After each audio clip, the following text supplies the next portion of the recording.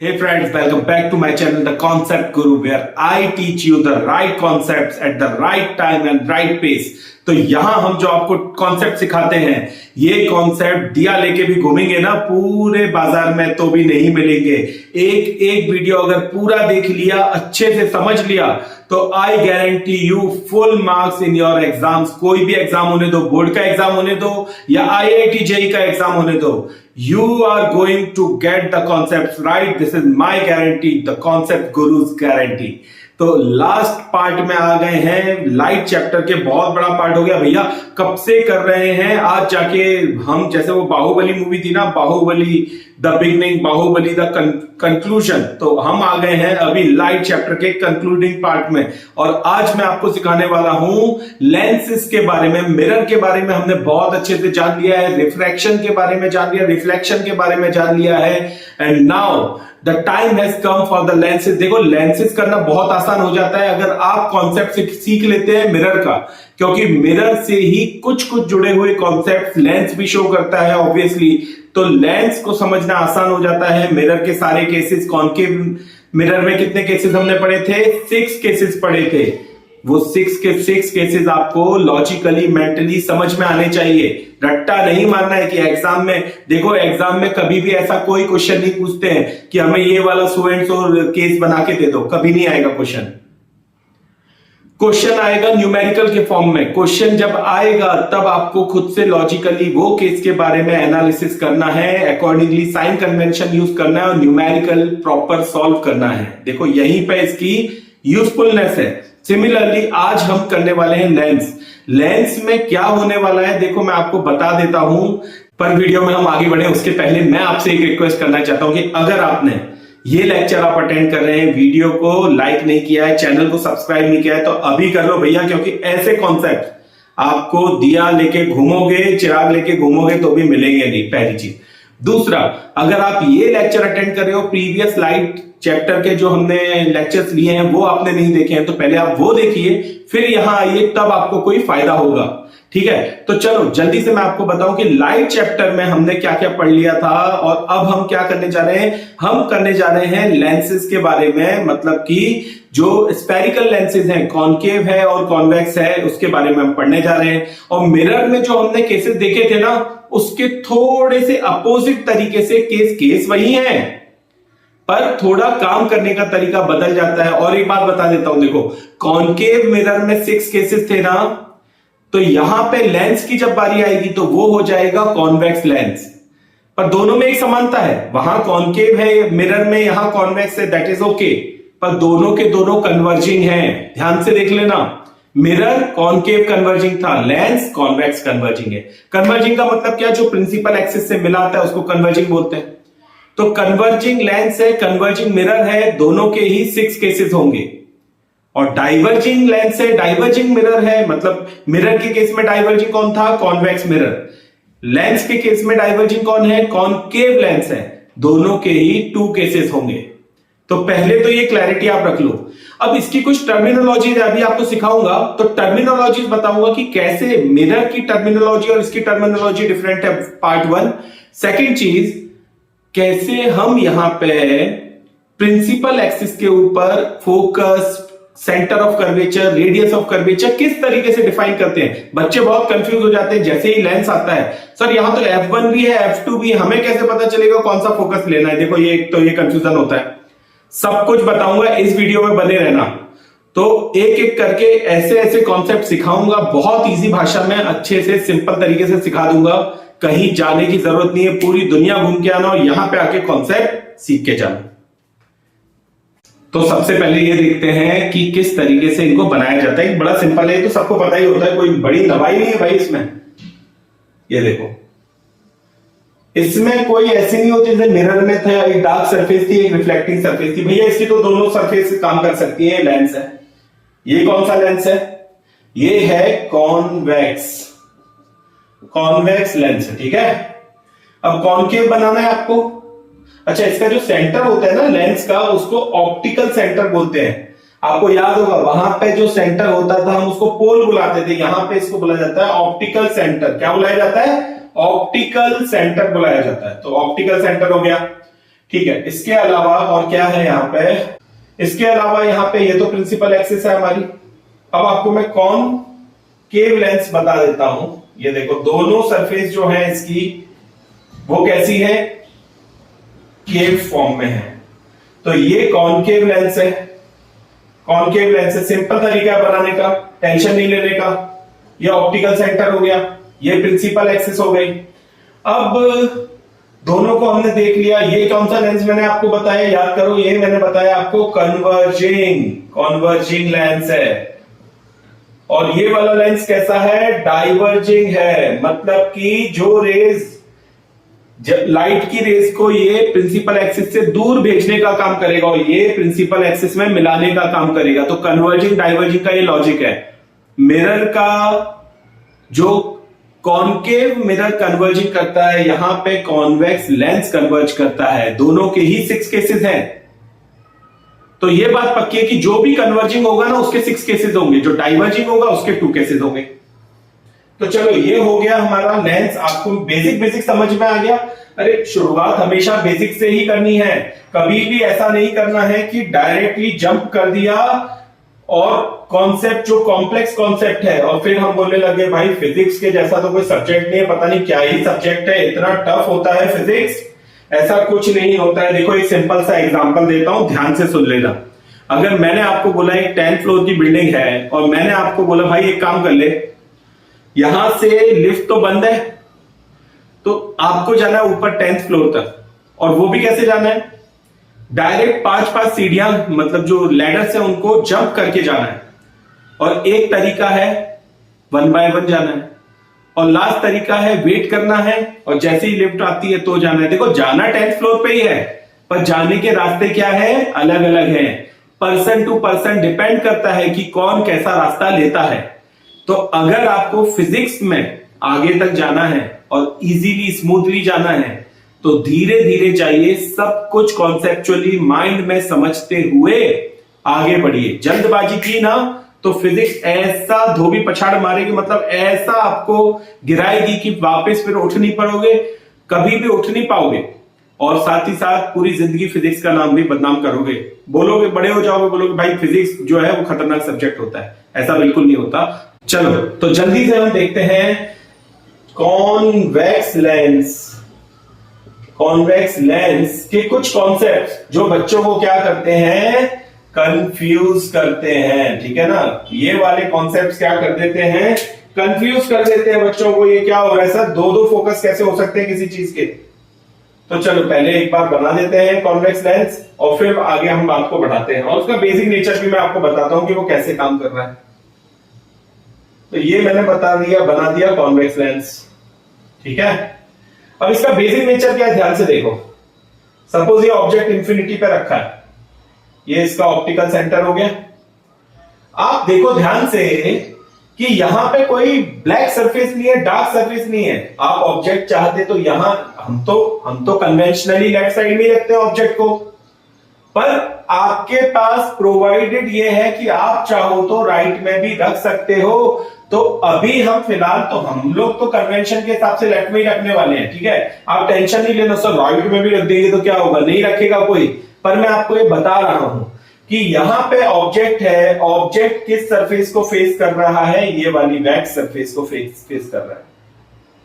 ठीक है ना, और मान लो ऑब्जेक्ट यहां होता, मान लेते हैं, इमेजिन करते हैं, होगा नहीं पर मान लेते हैं, अगर यहां होता तो ये वाली सरफेस होती और ये भी कैसी होती, वैक्स सरफेस ही होती। उभरी हुई, उभर के आ गई ना, ऐसे निकल के आ गई, दैट इज वैक्स सरफेस। तो इसके लिए भी वैक्स होती, इसके लिए तो वैक्स है ही है। तो that is why this is a convex lens. क्या है ये, कॉन्वेक्स लेंस है। और अब आप देखो, आप बोल रहे हो मैंने बोला कि ऑब्जेक्ट दोनों तरफ प्लेस हो सकता था, तो आप देखो ये जो है, अगर ये वाली सरफेस है जो कि हम लेंगे, जनरली हम सारे केसेस में यही वाली सरफेस लेने वाले, तो इसका क्लोजर ऐसा होता है, इमेजिनरी यूं होता है। इसका सर्कल कैसे कंप्लीट होता है, ऐसा होता है। अगर इसका सर्कल यहां कंप्लीट होता है तो इसका सेंटर ऑफ कर्वेचर कहां होगा, यहां पे होगा, समझे ना। तो ये वाली डिस्टेंस क्या हो जाएगी, रेडियस ऑफ कर्वेचर हो जाएगी, आर हो जाएगी। और फोकल लेंथ जो है, दो फोकल लेंथ को मिला के क्या बनता है, रेडियस ऑफ कर्वेचर बनता है। मतलब R इज इक्वल्स टू क्या होता है, 2 टाइम्स F होता है। ये फॉर्मूला भी मैंने आपको सिखाया है। तो इसका मतलब इसकी फोकल लेंथ भी किस तरफ आएगी, इसी तरफ आएगी। सपोज यहां पे आ गया, फोकस यहां बन गया, तो अब यहां पे जो फोकस, एक फोकस तो यहां बनेगा। सर अगर ऑब्जेक्ट यहां पे होता तो भैया वो यूं घूमता, तो दूसरा फोकस यहां भी बन जाता। अब लेफ्ट वाले फोकस को हम F1 मान लेते हैं, राइट वाले को F2 मान लेते हैं।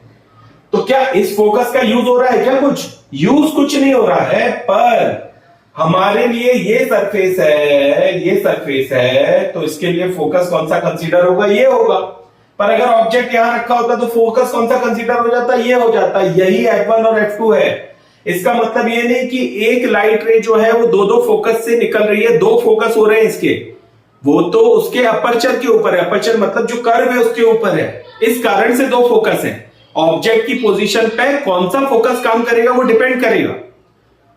आई होप आपको ये समझ में आ रहा है कि भैया क्यों यहां पे इस तरीके की टर्मिनोलॉजीज है। हर चीज आपको यहां मिलेगी टू, एक F1 F2 मैंने बताया। कभी कभी ऐसी अपनी एनसीईआरटी की बुक में कैसी टर्मिनोलॉजी यूज की है, एक F1 करेंगे, दूसरा कर देंगे 2F1, ठीक है। तो इस तरीके का 2F1, फिर यहां पे F2 2F2। तो ये आपको घबराना नहीं, आपको ये समझना है कि ये एक अपर्चर के लिए, ये दूसरे अपर्चर के लिए, ठीक है। अभी काम कैसे करेगा वो बताता हूं आपको मैं।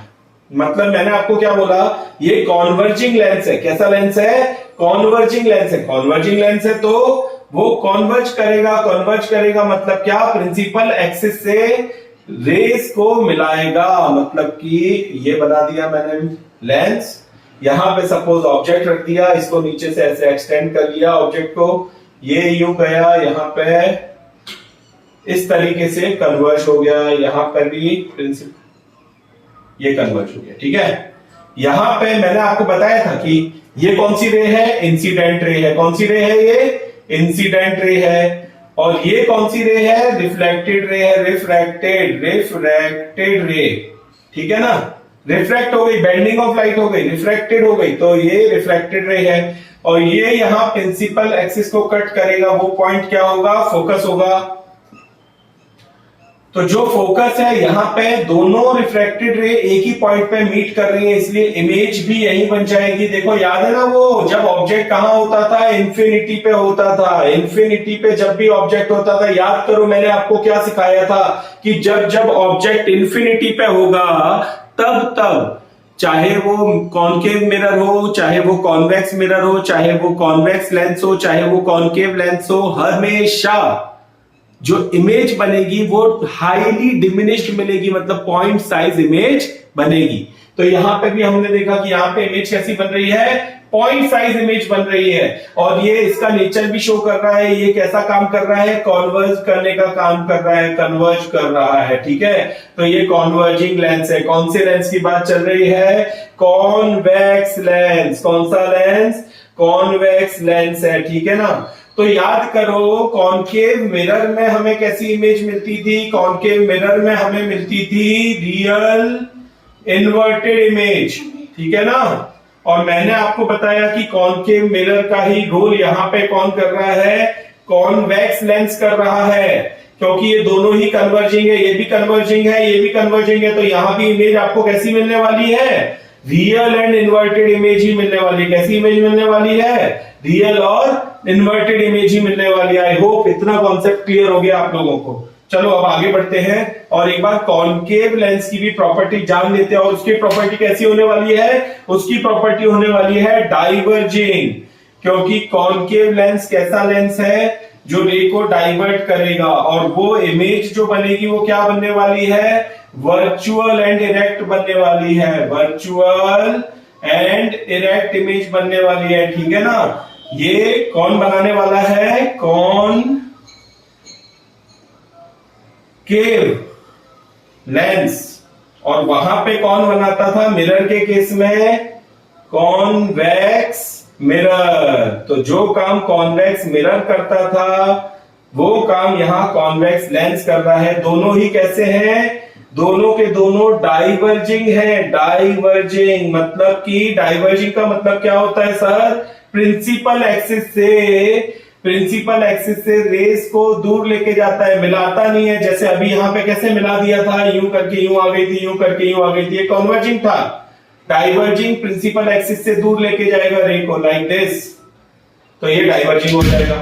I hope this is clear. और दोनों के ही कितने केस होने वाले? Only 2 cases. जैसे कि कॉन्वेक्स मिरर के 2 केसेस थे, वैसे ही कॉनकेव लेंस के भी 2 केसेस ही होने वाले हैं। तो चलो एक एक करके वो केसेस भी समझा देता हूं। तो चलो एक एक करके हम लेंसेज के केस देख लेते हैं। Let us start with the convex lens. क्यों? क्योंकि कन्वर्जिंग है। कितने केसेस होने वाले हैं? 6 केसेस होने वाले हैं। आई होप अब इतनी बात करते करते ये तो क्लियर हो गया होगा। अब आगे बढ़ जाते हैं। चलो तो देखो, पहला केस तो मैंने आपको समझा दिया था, पर मैं फिर से एक बार समझा देता हूं आपको विथ ऑल टर्मिनोलॉजीज। ये देखो, ठीक है, ये ऑप्टिकल सेंटर हो गया। अच्छा, यहां पे जो फोकस हम मान के चलेंगे ना, वो F1 लेफ्ट साइड में F1 2F1 ऐसे मानेंगे। यहां पे F2 2F2 इस तरीके से मानेंगे। पहले ऑब्जेक्ट को प्लेस कर देते हैं। ये ऑब्जेक्ट कहां पे है? इंफिनिटी पे है, सपोज यहां पे है। अब इसके बाद क्या करेगा? ये कन्वर्ज करेगा। ये भी ऐसे ही करेगा। वैसे आप यहां से भी कन्वर्जन दिखा सकते हो, क्योंकि सरफेस तो यही है, तो टकरा के तो यहां से होगी। बस थोड़ा सा सेंटर से मैं दिखाता हूं ताकि एकदम हमारा परफेक्ट डायग्राम बन जाए। ठीक है, ये हो गया। तो ये क्या होने वाला है? देखो, मैंने बोला राइट साइड के जो फोकस है उनको क्या दिखाना पड़ेगा? F2। तो ये जितनी दूरी है 0 से F2, ये फोकल लेंथ हो जाएगी। ये फोकल लेंथ हो गई आपकी। और लगभग लगभग ऐसी 2 फोकल लेंथ मिला दोगे तो आपको 2F2 की दूरी मिल जाएगी। मतलब लगभग ये यहां पे है 2F2। और 2 फोकल लेंथ मिला के क्या बनती है? Radius of curvature. देखो, एक ही डायग्राम में सब सिखाता जा रहा हूं। मतलब कि इतनी दूरी अगर आप ले लोगे तो ये रेडियस ऑफ कर्वेचर भी हो जाएगी आपकी। तो ये सेंटर ऑफ कर्वेचर भी हो जाएगा, क्योंकि अगर ये रेडियस ऑफ कर्वेचर है तो ये क्या हो गया? सेंटर ऑफ कर्वेचर भी हो गया। ऑब्जेक्ट कहां पे प्लेस्ड है? इंफिनिटी पे। ऑब्जेक्ट कहां पे प्लेस्ड है? इंफिनिटी पे। इमेज कहां बन रही है? यहीं पे बन रही है। तो इमेज डिस्टेंस जो है वो भी कितना हो जाएगा? ये हो जाएगा। इमेज का डिस्टेंस किससे दिखाते हैं? स्मॉल v से दिखाते हैं। तो ये इमेज डिस्टेंस हो गया। ऑब्जेक्ट डिस्टेंस क्या हो जाएगा? ये वाला ऑप्टिकल सेंटर से ऑब्जेक्ट तक की दूरी, ये हो गया ऑब्जेक्ट डिस्टेंस। यहां जैसे F2 2F2 दिखाया, उतनी ही दूरी पे आपको यहां पे F1 2F1 ऐसा दिखा देना। और ये ऑब्जेक्ट जो है वो तो इंफिनिटी पे था, ठीक है ना? तो यहां पे नहीं, ये बियॉन्ड 2F1 हो गया। आपने यहीं पे कर लेंगे। मतलब कहने की मतलब ये है कि अगर ये लॉजिकली यहां पे अगर मान लो 2F1 है तो अपने को ऑब्जेक्ट और भी पीछे रखना पड़ेगा इंफिनिटी पे। ठीक है, तो इंफिनिटी पे रख देता हूं मैं, यहां पे ले लेता हूं। लो भाई, यहां ले लेता हूं ऑब्जेक्ट को। ठीक है, तो कोई कंफ्यूजन ही नहीं। लो, आ गया भैया। तो इंफिनिटी पे ऑब्जेक्ट हो गया और पॉइंट साइज इमेज बन गई। ये देखो, यहां पे इमेज बन गई, फोकस पे ही इमेज बन गई। और इमेज कैसी बनने वाली है? Real, inverted and highly diminished. Highly diminished, इतना बहुत बड़ा वर्ड है सर, ये तो कितनी टफ इंग्लिश है सर। तो इसको पॉइंट साइज इमेज भी बोल सकते हो। क्या बोल सकते हो? Point size image. ये पहला केस हो गया किसका? कॉन्वेक्स लेंस का। कॉन्वेक्स लेंस कैसा लेंस है? ये कन्वर्जिंग लेंस है। कैसा लेंस है? कन्वर्जिंग लेंस है। देखो, एक कॉन्सेप्ट को इतनी बार रिपीट करता हूं कि आपको ना चाह के भी रात में सोते समय भी कोई उठा के पूछ ले, भाई कॉन्सेप्ट बता दे, तो भी आप नींद में बोल दो सर ये कॉन्सेप्ट होता है।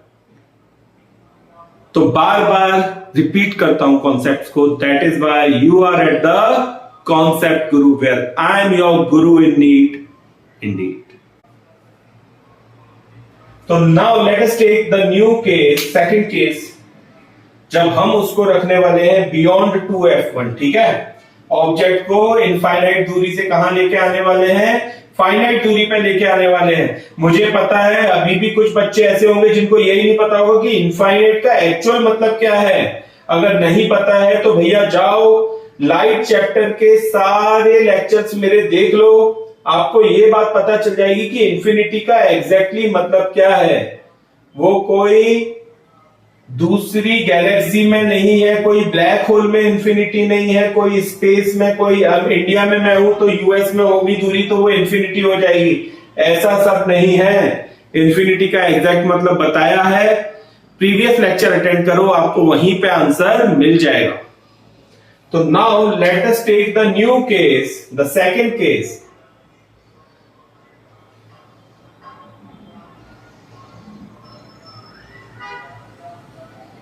ये प्रिंसिपल एक्सिस है, ये ऑप्टिकल सेंटर है, सपोज ये F1 है,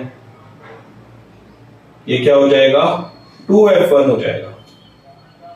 ये क्या है F2 है, तो ये क्या हो जाएगा 2F2 हो जाएगा। ठीक है ना, घबराना नहीं कि सर यहां पे है, वहां पे तो मिरर में तो बड़ा इजी था, एक ही फोकस होता था, यहां पे क्यों दो दो फोकस हम ले रहे हैं, एक F1 भी ले रहे हैं, 2F1 भी ले रहे हैं, F2 भी ले रहे हैं, 2F2 भी ले रहे हैं, क्योंकि यहां दोनों सरफेसेस आपकी काम कर रही हैं, ये भी कर रही है और ये भी कर रही है। जबकि मिरर के केस में क्या होता था याद करो, एक सरफेस कैसी होती थी, नॉन रिफ्लेक्टिंग सरफेस होती थी, नॉन रिफ्लेक्टिंग डार्क सरफेस होती थी। तो एक ही सरफेस काम करती थी, और जब एक ही सरफेस काम करेगी तो फोकस भी एक ही होगा।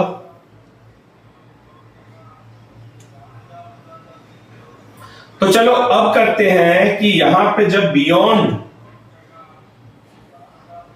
2F1 ऑब्जेक्ट को मैं लेके आऊंगा तब क्या होगा, मतलब उस केस में क्या होने जा रहा है। Let us do that. तो देखो पहले मैं आपको बता दूं कि मैंने बोला कि दो फोकल लेंथ मिला के एक रेडियस ऑफ कर्वेचर बनती है, मतलब ये पहली ये फोकल लेंथ हो गई, ठीक है, ये दूसरा हो गया, और दोनों की लेंथ इक्वल है, अगर ये 3 होगा तो ये भी 3 होगा, पर इन दोनों को मिलाओगे तो 2 टाइम्स एफ हो जाएगा। और याद करो 2 टाइम्स एफ किसका फॉर्मूला था, रेडियस ऑफ कर्वेचर का था, याद है ना। तो इसका मतलब ये रेडियस ऑफ कर्वेचर है, यहां ऑप्टिकल सेंटर है तो ये रेडियस ऑफ कर्वेचर है, और अगर ये रेडियस ऑफ कर्वेचर है तो ये क्या होगा, सेंटर ऑफ कर्वेचर होगा। मतलब मैं आपको सिर्फ रिप्रेजेंटेशन बता रहा हूं कि सेंटर ऑफ कर्वेचर है तो C1 से भी रिप्रेजेंट कर सकते हो। सिमिलरली यहां पे भी सेंटर ऑफ कर्वेचर इस पार्ट में, ये पहली फोकल लेंथ है, ये दूसरी है, दोनों को मिलाएंगे तो रेडियस ऑफ कर्वेचर हो जाएगी। मतलब ये वाला जो पार्ट है इसको क्या बता देते हैं, C2 बता देते हैं। तो चलो जल्दी से बियॉन्ड 2F1 वाला केस एक बार फिर से अफ्रेश बना लेते हैं, मैंने रब कर दिया है ताकि आप जब बनाने बैठो तो आपको दिक्कत ना आए। देखो कॉन्सेप्ट गुरु में मैं आपको यही सिखाने वाला हूं, पहले मैंने टर्मिनोलॉजी आपको सिखा दी, अब टर्मिनोलॉजी के बाद मैं आपको बनाना सिखा रहा हूं, तो बनाते समय पे पहले टर्मिनोलॉजी पे ध्यान नहीं देना, पहले बना देना, ठीक है। कैसे बनाओगे देखो ध्यान दे दो। सपोज ये बियॉन्ड 2F1 है, ठीक है, ऑब्जेक्ट क्या है, बियॉन्ड 2F1 है, यूं आएगा, इसको कन्वर्ज कराओ, ये कन्वर्ज करा के निकाल दिया मैंने, ठीक है। अब दूसरा काम क्या करो, इसको ऑप्टिकल सेंटर से पास करो, ऑप्टिकल सेंटर से पास होगा ना तो कुछ भी डेविएशन नहीं आने वाला है रे में, जैसी थी वैसी की वैसी ही रे जाने वाली है, ठीक है, कुछ भी चेंज नहीं आएगा। थोड़ा सा टेढ़ा लग रहा है तो सीधा कर सकते हो इसे, एक्चुअली पेंसिल स्केल से करोगे ना तो एकदम परफेक्ट आ जाएगा डायग्राम। तो ये देखो सपोज ये दो रे कहां मीट हो रही है, इस जगह पे हो रही है, तो यहां पे पहले इमेज बना दो। ये फर्स्ट रिफ्रैक्टेड रे है, ये इंसिडेंट रे है, ये सेकंड इंसिडेंट रे, ये रिफ्रैक्ट हुई, ये रिफ्रैक्ट नहीं होगी, क्यों, क्योंकि ऑप्टिकल सेंटर से जा रही है। जैसे वहां पे किससे जाती थी, पोल से जाती थी, तो जैसे आती थी वैसी ही वो रिफ्लेक्ट हो जाती थी, यहां पे ये सीधी सीधी निकल जाएगी, यहां पे रिफ्लेक्शन नहीं हो रहा है इसीलिए। तो अल्टीमेटली, और जो थोड़ा मोड़ा हो रहा है सर, रिफ्लेक्शन नहीं हो रहा तो हमें लेंस कैसे दिख रहा है, थोड़ा सा हो रहा है पर उसको हम कंसीडर नहीं कर रहे हैं, मेन फोकस रिफ्लेक्शन पे कर रहे हैं, बेंडिंग ऑफ लाइट पे। तो अल्टीमेटली यहां मिल गई, मतलब इमेज कहां मिल गई, यहां मिल गई। अब चलो हम ले लेते हैं पॉइंट्स, ले लेते हैं हमारे। तो पहला जो पॉइंट था, जो फर्स्ट रे कट करती है, उसको क्या बोलते हैं? फोकस बोलते हैं। राइट साइड वाले फोकस को किससे दिखाते हैं? F2 से दिखाते हैं, ठीक है। इतनी ही दूरी पे एक और ले लोगे तो ये क्या हो जाएगा? 2F2 हो जाएगा। ये 2F2 हो गया, ठीक है। और ये वाला सेंटर ऑफ कर्वेचर है तो C2 हो जाएगा, अभी बताया था आपको मैंने। सिमिलरली यहां पे भी ले लो, तो यहां पे आपने ले लिया F1 और थोड़ी दूरी पे, क्योंकि हमने ऑब्जेक्ट कहां माना है? बियॉन्ड 2F1 माना है, तो इसको 2F1 मान लो। और इसके पीछे ये ऑब्जेक्ट है, ठीक है। थोड़ा सा और मॉडिफाई कर देना है इसको, है ना, थोड़ा सा और डिस्टेंस पे लिख देना। तो ये सपोज यहाँ पे 2F1 है, ऑब्जेक्ट को यहाँ पे ला दो, ठीक है, यहाँ पे ला दो, ऐसे हो जाए, और ये वाला ऐसे हो जाए। तो ये ऑब्जेक्ट कहां आ गया? सर्टेन डिस्टेंस पे आ गया, बियॉन्ड 2F1 आ गया। कहां पे आ गया? Beyond 2F1। और इमेज हमें लगभग कहां मिल गई? F2 और 2F2 के बीच में, बिटवीन F2 एंड 2F2। तो ये इमेज बन गई। ये सेंटर ऑफ कर्वेचर 2 हो गया, ये वाला C1 हो जाएगा। ये एरोस दिखाने बहुत जरूरी है। रे कैसे आ रही है, कैसे जा रही है, बहुत इंपॉर्टेंट है ये। तो देखो, हाईली डिमिनिश्ड इमेज थी, उससे अभी कुछ तो साइज मिल गया, तो ये इमेज कहलाएगी डिमिनिश्ड। कैसी कहलाएगी? डिमिनिश्ड। डिमिनिश्ड इमेज है, अभी भी छोटी है, पर पिछले बार के कंपैरिजन में थोड़ी बड़ी हो चुकी है। तो ये हो गया इसका सेकंड केस, जब ऑब्जेक्ट को कहां रखा था? Beyond 2F1। ये लिखा है मैंने, बियॉन्ड 2F1। इमेज कहां मिली? F2 और 2F2 के बीच में मिली। और कैसी इमेज मिली? डिमिनिश्ड मिली। और क्या था? रियल और इन्वर्टेड थी। कैसी थी? Real and inverted. So this is the second case of lens. अब चलो हम थर्ड केस में चलते हैं, जिसमें वो सीधा कहां आ जाने वाला है? 2F1 पे ही आ जाने वाला है। Let us do that. तो केसेस वैसे ही रहेंगे जैसे मिरर में चल रहे थे, वैसे के वैसे सेम तरीके से इसमें भी केसेस होंगे आपके। बस उसके नेचर के हिसाब से वो मिरर का काम कर रहा है, ये किसका काम कर रहा है? लेंस का कर रहा है। उनमें जो बेसिक फर्क है, बस वही फर्क है इनके बीच में, और लगभग काम करने का तरीका एक जैसा है। दोनों ही कन्वर्ज कर रहे हैं रेस को। किसको? लाइट रेस को।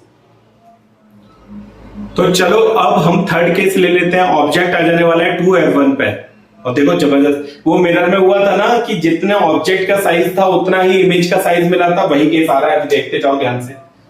तो यहां पे पहले मैं लेंस बनाऊंगा। देखो, लेंस के लिए मैं एक बात बता रहा हूं आपको केसेस सारे मन में ध्यान रखने हैं, पर आपको लेबलिंग पहले से नहीं कर देनी है। लेबलिंग पहले से करोगे तो फंस जाओगे। इसीलिए आप क्या करो, यहां पे एक अंदाजा ले लो कि इतनी दूरी पे अगर F1 है, यहाँ पे F2 है, ठीक है ना, F1, ये यहाँ पे हम लेफ्ट साइड में क्या लेते हैं? F1 लेते हैं। तो ये कितना हो जाता है? 2F1। अभी ऑब्जेक्ट कहां आ गया है? एग्जैक्टली यहां पे आ गया है। तो इसके बाद इतनी दूरी पे यहाँ पे F2 होगा, और यहां पे क्या हो जाएगा? 2F2 हो जाएगा। इस बार पता है क्या होने वाला है? एक जबरदस्त काम होने वाला है। ये तो यूं आएगी और ये यूं आएगी, ऐसी। पता है क्या होगा? ये कन्वर्ज होगी एग्जैक्टली इस पॉइंट पे। किस पॉइंट पे?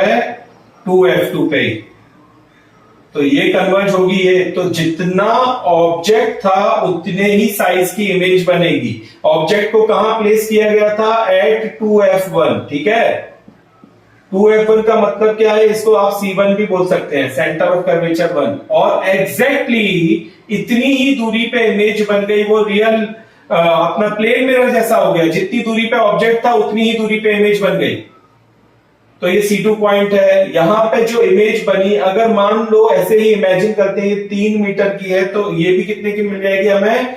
3 मीटर की बन जाएगी। मतलब same size as that of object, same size as that of object. तो ऑब्जेक्ट के जैसे ही सेम साइज की ये इमेज हो जाएगी। और इमेज कहां ऑब्टेन हो रही है? 2F2 पे हो रही है। आप देखो, धीरे धीरे ही सही, पर इमेज का साइज बढ़ता जा रहा है। जैसे जैसे वो लेंस के पास आ रही है, ऑप्टिकल सेंटर के पास आ रही है, वैसे वैसे साइज इंक्रीज हो रहा है। कॉनकेव मिरर में भी यही हुआ था। तो ये हो गया हमारा थर्ड केस, आप देख सकते हैं यहां पे। Now let us quickly move on to the fourth case. आज तो भैया ये चैप्टर में निपटा के ही रहूंगा चाहे कुछ हो जाए, और साथ में न्यूमेरिकल भी एक दो करवा दूंगा, तो फिर आप लोग निश्चिंत हो जाना। और आपको, मुझे पता है अभी आगे चल के न्यूमेरिकल्स में दिक्कत आने वाली है। मैं तो आपको 2-3 न्यूमेरिकल सिखाऊंगा, पर कुछ ना कुछ ऐसे न्यूमेरिकल्स, कॉम्प्लेक्स न्यूमेरिकल्स दे दिए जाएंगे जिसमें चाह के ना चाह के भी बच्चा तो कंफ्यूज हो जाने वाला है। बट इसीलिए आप किससे जुड़े हो? द कॉन्सेप्ट गुरु से जुड़े हो। क्योंकि कभी भी any time of the day आप उससे पूछो कि सर मुझे ये क्वेश्चन नहीं आया, आप क्या डाउट सॉल्विंग में बताओगे? मैं आपको बताऊंगा। लास्ट क्लास में मैंने एक अखिला वाला क्वेश्चन बताया, लीनियर इक्वेशन इन 2 वेरिएबल का। बहुत बढ़िया क्वेश्चन था, मेरे बहुत प्यारे स्टूडेंट ने वो पूछा था। तो एक एक डाउट सॉल्व करूंगा। कहीं पे कोई भी डाउट कहीं भी सॉल्व नहीं होता है ना, घूम के उसको यहां लाना, कॉन्सेप्चुअली सॉल्व कर दूंगा उस डाउट को मैं। तो चलो अब हम ले लेते हैं कौन सा केस। पहले हमने लिया इंफिनिटी, फिर लिया बियॉन्ड F1, फिर लिया एट F1। अब हम लेने वाले हैं बिटवीन F1 एंड 2F1। ये 2F1 था, तो between F1 and 2F1 object को यहां प्लेस करने वाले हैं। चलो कर देते हैं, लेट अस डू दैट। इसको रब कर देते हैं, फिर ऑब्जेक्ट को भी प्लेस कर देते हैं। कौन सी बड़ी बात है। तो चलो पहले हम एक काम करते हैं, पहली फर से एक बार हम लेंस बना लेते हैं। हमारा ये लेंस बन गया, ये बन गई प्रिंसिपल एक्सिस। अब इसके बाद हम क्या करने वाले हैं, इसको ऑप्टिकल सेंटर मानने वाले हैं। तो लगभग पहले इमेजिन कर लेने का, इतनी दूरी पे आपने F1 माना, इतनी ही दूरी यहां ले ली, तो ये हो जाएगा 2F1। यहां पे भी ऐसे ही करना है, लगभग इतनी दूरी यहां ले ली तो ये हो जाएगा F2, फिर इतनी ही दूरी यहां पकड़ ली तो ये हो जाएगा 2F2। अब ऑब्जेक्ट जो है मैंने आपको बताया कहां आ गया भाई, वो यहां आ चुका है, इन दोनों के बीच में आ गया, F1 और 2F1 के बीच में आ गया। अच्छा, इसको भी नेम कर दो। ये क्या था हमारा C1 है, ये क्या है हमारा C2 है। तो एक तो रे ऐसी है और एक रे है हमारी लाइक दिस, ये तो ऐसी ही जाती जाएगी, इसको कोई रोक नहीं सकता। ऑप्टिकल सेंटर से ये सीधी सीधी निकल जाएगी बिना रिफ्रैक्ट हुए। पर ये वाली जो है ना, ये अपने नेचर से ही जाएगी। ये कैसे जाएगी? ऐसी जाएगी, थोड़ी टेढ़ी हो गई, सीधी कर लेते हैं इसे, पर जाएगी तो ऐसी। ठीक है, तो जहां भी वो कट करेगी वहां पे इमेज बनेगी। और आप देख लो, लॉजिकली दिख रहा है कि जो इमेज है, ये दोनों के एरो देने बहुत जरूरी है भाई, एरो देना बहुत जरूरी है। तो ये जो इमेज है ये कहां बन गई? बियॉन्ड C2 बन गई, मतलब 2F2 के पीछे बन गई। और जब ऑब्जेक्ट हमारा कहां रखा था? F1 और 2F1 के बीच में रखा था, तो इमेज जो है वो बियॉन्ड 2F2 बनी है। और इस बार आप इसका साइज देख लो जरा, तो ऑब्जेक्ट से भी बड़े साइज की हो गई। नेमिंग कैसे करते हो ऑब्जेक्ट की? ए ऊपर रखते हैं एरो वाले पार्ट को, बेस वाले पार्ट को बी रखते हैं। तो यहां पे इमेज A डैश और यहां क्या कर दोगे? B dash. तो ये इमेज हो गई आपकी। ऑब्जेक्ट की हाइट को किससे रिप्रेजेंट करते हैं? स्मॉल h से। इसको किससे करते हैं? कैपिटल H से। तो H डैश से करते हैं, तो ये H डैश कर दिया। तो ये हो गया आपका केस जिसमें हमने ऑब्जेक्ट को कहां रखा था? Between F1 and 2F1। और हमें इमेज कहां मिली है? बियॉन्ड C2 या फिर बियॉन्ड 2F2, बियॉन्ड 2F2। और इमेज तो कैसी मिली है इस बार? Same size as that of object नहीं मिली है, इस बार मिली है हमें larger than the size of the object, then the size of the object. इसको हम एनलार्ज इमेज भी बोल सकते हैं। कैसी हो गई है ये? पहली बार ये एनलार्ज हो गई है इमेज। कैसी हो गई है? एनलार्ज हो गई है। और रियल इन्वर्टेड तो है ही भैया, ये तो देखो इसका नेचर ही है, ये तो अभी चलता रहेगा। एक्सेप्शनल केस लास्ट केस आएगा, पर उसके पहले तो ये काम चलता ही रहेगा। तो रियल इन्वर्टेड तो ये है ही है। तो now Let us move on to another case. The case number 5. तो केस नंबर 5, मिरर तो अच्छे से कर लिया। मैंने क्या बताया था इस चैप्टर को जब हम पढ़ रहे थे कि मिरर को समझ लो। अगर मिरर को अच्छे से समझ लिया तो लेंस तो कोई रोक नहीं सकता है समझने से। हाँ, जो लेंस के कंफ्यूजन है कि F1 हो रहा है, 2F1 हो रहा है, F2 हो रहा है, 2F2 हो रहा है, उसकी मैंने आपको लॉजिकल रीजनिंग दे दी कि ऐसा क्यों हो रहा है। So now let us take the next case. अब ऑब्जेक्ट कहां आ गया है? अब ऑब्जेक्ट आ गया है डायरेक्टली F1 पे, ठीक है ना। वो धीरे धीरे धीरे लेंस के पास आता जा रहा है। ओके, तो यहां पे पहले लेंस बना देते हैं। फिर से ये बना दिया लेंस, ये बना दी हमने एक्सिस, ये बना दिया ऑप्टिकल सेंटर। एक दूरी फिक्स समझ के यहां पे लिख दिया F1, यहां पे लिख दिया 2F1, यहां पे भी हम इतनी ही दूरी पे लगभग लिख देंगे F2, और फिर इतनी ही दूरी पे यहां पे लिख देंगे 2F2। उसके बाद ऑब्जेक्ट कहां था? अभी कहां था? इसकी प्रीवियस पोजीशन में, इन दोनों के बीच में यहां कहीं था। अब ऑब्जेक्ट कहां आने वाला है? डायरेक्टली यहां पे आ जाने वाला है भाई, ऐसे आ जाने वाला है। ठीक है, तो फिर से दो चीज होने वाली है। पहले क्या करने का, हमेशा पहले ये वाली रे बना दे लाइक। इस बार पता है क्या होने वाला है? इस बार ये होने वाला है, सॉरी, पैरेलल रेज होने वाली है।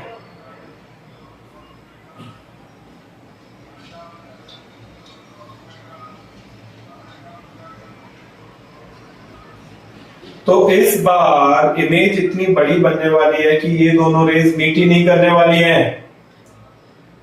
तो हाईली एनलार्ज्ड इमेज थी ना, तो यहां पे हाईली एनलार्ज्ड इमेज बनने वाली है। हाईली एनलार्ज्ड इमेज ऐसी इमेज बनने वाली है जो हमारी स्क्रीन पे भी ऑप्टिन, स्क्रीन पे तो ऑप्टिन होगी पर दिखने वाली नहीं है, इतनी मैग्नीफाइड हो जाने वाली है इमेज आपकी, क्योंकि रेस कैसी हो गई हैं? पैरेलल हो गई हैं। क्या ये मीट करने वाली है? नहीं करने वाली है।